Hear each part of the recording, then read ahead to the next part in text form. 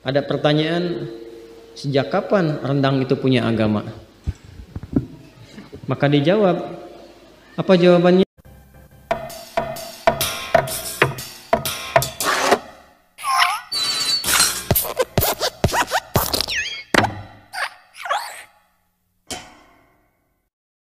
Beberapa bulan yang lalu, saya pernah memberikan tanggapan untuk meluruskan logika absurd dan salah kaprah dari Ustadz Adi Hidayat, yaitu ketika ia memberikan sebuah tausiah kepada jemaahnya mengenai mengapa Yesus dituhankan oleh orang-orang Nasrani. Ada beberapa kesalahan logika dari Ustadz Adi Hidayat dan saya sudah luruskan di video yang ini, teman-teman.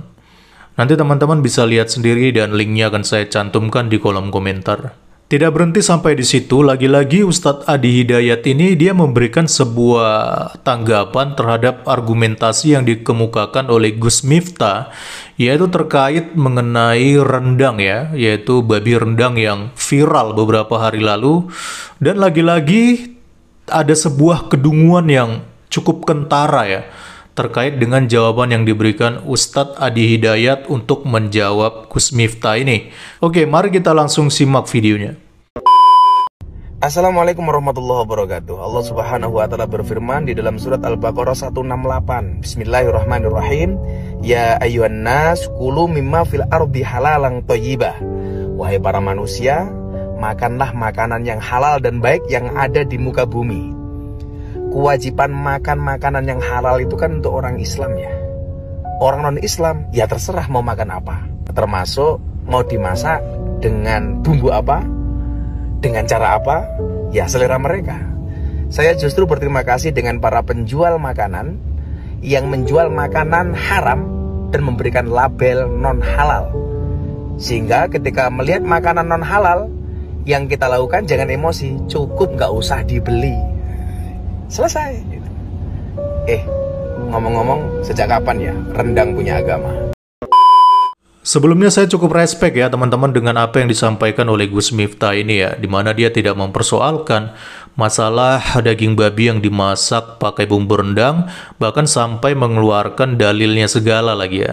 Dan menurut dia hal itu bukanlah suatu hal yang harus dibesar-besarkan atau suatu hal yang layak untuk dipermasalahkan. Bahkan ia juga justru berterima kasih teman-teman kepada para penjual makanan non-halal yang memberikan label non-halal di warungnya ataupun di restorannya.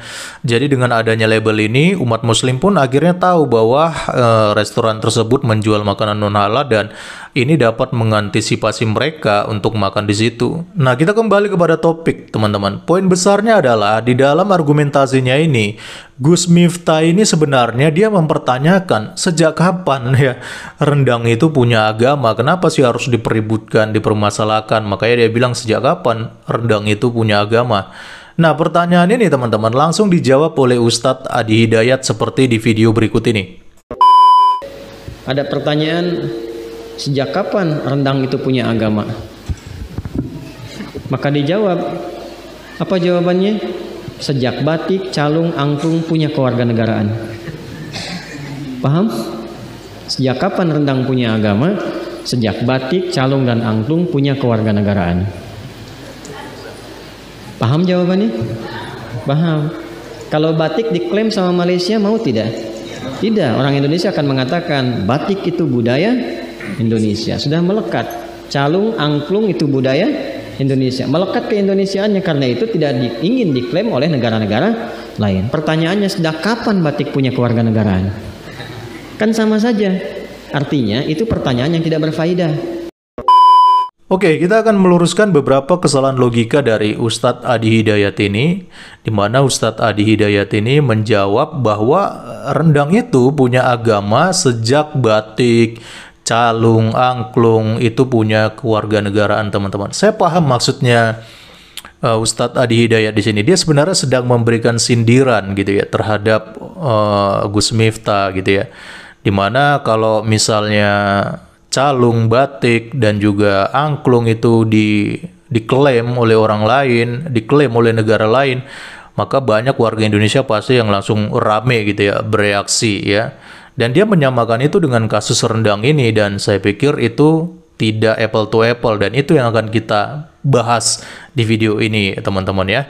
Tapi nanti kita akan sampai ke poin itu. Dan dia juga menjelaskan kalau batik diklaim oleh Malaysia, orang Indonesia mau tidak katanya seperti itu ya. Lalu dia bilang pasti tidak mau karena batik itu sudah menjadi budaya dan melekat kepada Indonesia. Nah, teman-teman, kesalahan logika Ustadz Adi Hidayat yang pertama adalah dia memberikan jawaban dengan memakai perbandingan yang tidak apple to apple. Rendang babi yang viral kemarin itu terjadi di dalam negeri, bukan di luar negeri. Jadi masih dalam konteks berada di dalam Indonesia, bukan di Malaysia, bukan di Kuwait, apalagi bukan di Afghanistan. Jadi sudah pasti hal ini tidak apple to apple kalau dikaitkan dengan batik yang diklaim oleh Malaysia, karena konteksnya sudah berbeda negara, teman-teman. Nah, itu kesalahan logika dari Ustadz Adi Hidayat yang pertama. Kesalahan logika dari Ustadz Adi Hidayat yang kedua adalah Ustadz Adi Hidayat sepertinya tidak bisa membedakan antara modifikasi dengan klaim, ya. Rendang babi yang viral kemarin itu adalah bagian dari modifikasi ya teman-teman. Ya, jadi itu merupakan bagian dari modifikasi masakan. Ya, kalau yang biasanya daging babi kan identik ada yang dipanggang, digoreng ya, atau di sup, atau bahkan disaksang dengan bumbu andaliman kalau orang Batak gitu ya. Nah, si pemilik restoran ini memodifikasi masakannya dengan cara dimasak pakai bumbu rendang, ya. Saya mau tekankan ya teman-teman, ini modifikasi masakan, bukan mengklaim masakan bahwa rendang itu adalah kepunyaan dari pemilik restoran. Jadi nggak ada klaim di sini ya. Beda kalau tadi konteksnya Ustadz Adi Hidayat mengatakan kalau batik diklaim oleh Malaysia, kita marah atau enggak? Ya pasti marah karena itu sudah klaim ya, bukan lagi dalam bentuk modifikasi. Nah, saya berikan ya ilustrasinya ya teman-teman supaya kita bisa mengerti ya. Contohnya di dalam masakan ataupun makanan Jepang yaitu sushi ya. Ya kita tahu bahwa sushi itu adalah masakan atau makanan khas Jepang ya. Semua orang pasti tahu. Dan biasanya itu identik dengan ikan tuna teman-teman. Bahan dasarnya itu identik dengan ikan tuna, lalu dimakan dengan ada beras tertentu dan sebagainya. Khas Jepang lah pokoknya teman-teman. Nah, tetapi di Indonesia ada juga makanan sushi, teman-teman, yang diperjualbelikan di restoran-restoran tertentu yang ada di Indonesia.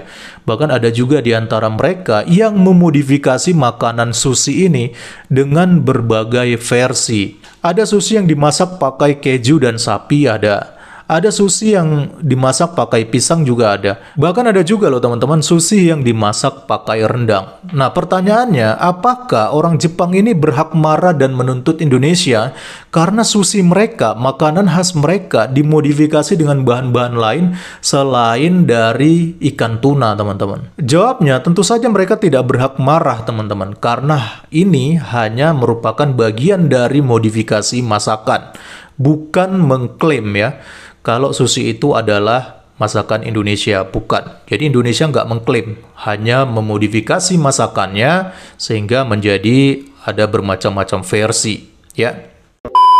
Nah, salah kaprahnya Ustadz Adi Hidayat ini adalah dia memakai perbandingan kalau Malaysia mengklaim batik, calung, dan juga angklung yang merupakan budaya asli Indonesia, orang Indonesia itu marah atau tidak? Ya jelas marah dong. Ya karena kan dia bilang diklaim. Jadi kalau mengklaim sesuatu yang bukan kepunyaannya itu merupakan sebuah kejahatan. Jadi nggak boleh sembarangan klaim. Terus apakah orang Malaysia itu boleh pakai batik? Atau jangan hanya orang Malaysia deh, mungkin orang Inggris, orang Argentina dan sebagainya. Apakah mereka boleh pakai batik? Boleh teman-teman, bahkan di Malaysia banyak yang pakai batik, dan di luar negeri juga, di Inggris dan sebagainya ada juga yang pakai batik teman-teman. Bahkan ada beberapa klub bola ya, yang dimana mereka juga ada yang pakai batik, dan batiknya itu dimodifikasi dengan model-model seperti ada bola dan juga logo klub teman-teman. Itu modifikasi teman-teman. Jadi nggak apa-apa kalau mereka modifikasi hal itu, asalkan sekali lagi jangan diklaim bahwa batik itu kepunyaan mereka. Karena intinya jelas teman-teman, mengklaim sesuatu yang bukan kepunyaannya itu merupakan kejahatan. Sekali lagi saya salut dengan Gus Miftah ya, yang cukup berbesar hati lah. di dalam menyampaikan argumentasinya yang baik dan positif, yang intinya nggak usah berlebihan lah menanggapi kasus rendang babi itu, karena bagi dia hal itu nggak perlu terlalu dipermasalahkan karena rendang itu nggak punya agama, katanya seperti itu teman-teman.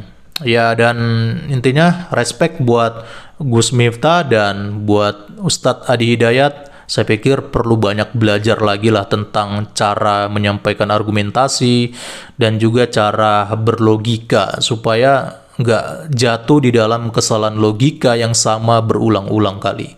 Salam kritis, Tuhan Yesus memberkati. Shalom.